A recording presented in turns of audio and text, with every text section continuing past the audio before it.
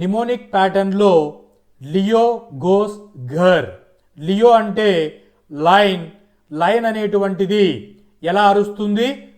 ఘర్ అనేటువంటి సౌండ్తో అది అరుస్తుంది.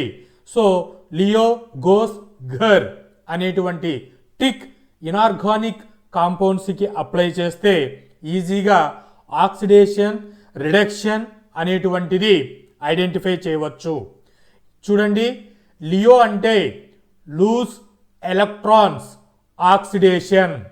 ఎలక్ట్రాన్స్ని లూజ్ చేసుకుంటే ఆక్సిడేషన్ జరుగుతుంది.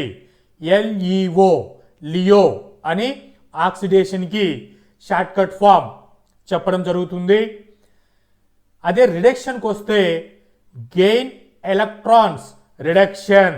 దీన్నే ఘర్, లియో గోస్ ఘర్ అని టిక్ ఇవ్వడం జరిగింది.